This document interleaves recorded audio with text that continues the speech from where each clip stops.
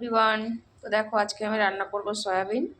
তো কীভাবে রান্না করবো তোমাদের সঙ্গে শেয়ার করবো। চলো, তেল গরম হয়ে গিয়েছে, এখন আমি এখানে দিয়ে দিচ্ছি কতটা আলু। আলুগুলো আমি ভালো করে একটু ভেজে নেব।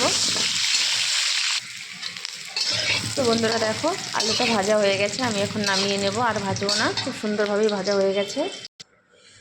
তো যে তেল ছিল ওই তেলে আমি ভেজে নেব। এখন ওখানে আমি দিয়ে দিচ্ছি 1 চামচ লবণ আর সামান্য একটু হলুদ দিয়ে এখন আমি সয়াবিনটা ভেজে নেব। তো সয়াবিনে আমি লবণ আর হলুদ এই জন্য দিচ্ছি, ওর ভিতরে খুব ভালোভাবে ঢুকে যাবে।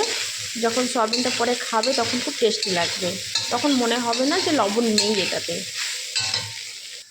তো দেখো বন্ধুরা সয়াবিনটা খুব ভালোভাবে ভেজে নিয়েছি, এখন আমি নামিয়ে নেব, আর ভাজবো না।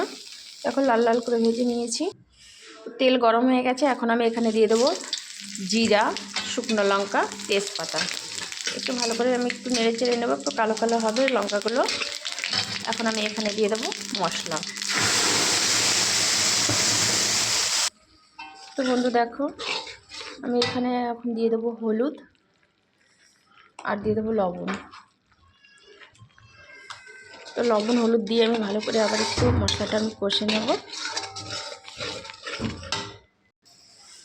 তো দেখো মশলাটা হয়ে গেছে, কারণ দেখো সাইড দিয়ে তেল তেল দেখা যাচ্ছে, এরকম হলে বুঝবে তোমরা মশলাটা হয়ে গিয়েছে। এখন আমি ওখানে দিয়ে দেবো আলু সয়াবিন যেগুলো আমি ভেজে রেখেছিলাম সেগুলো দিয়ে আমি ভালো করে আবার মশলার সঙ্গে এগুলো সব জিনিসগুলো কষাবো। তো বেশি না, 4-5 মিনিট মতন আমি এবার ঠিক আবার ভেজে নেব। তারপরে আমি এখানে জল দেবো। এভাবে তোমরা সয়াবিন আলু সবজিটা রান্না করে খেয়ে দেখবে বন্ধুরা, খুবই টেস্টি লাগে, খুবই টেস্টি হয়। বিশেষ নয় একবার তৈরি করে দেখো, তারপরে বলবে আমাকে যে কেমন হয়েছে। যদি ভালো না হয় তাহলে কমেন্ট বক্সে এসে একটা কমেন্ট করে দেবে যদি ভালো লাগেনি। তো বন্ধুরা দেখো কষানো হয়ে গেছে, আমি আর কষাবো না, খুব সুন্দরভাবেই হয়ে গেছে। আর আমি যে এখানে মশলাটা নিয়েছি এখানে তেমন কিছুই নিইনি, শুধু এখানে নিয়েছি আদা, জিরা, শুকনো লঙ্কা, তেজপাতা, আর নিয়েছি অল্প একটু গরম মশলা। পেঁয়াজ, টমেটো, রসুন এগুলো আমি কিছুই দিইনি।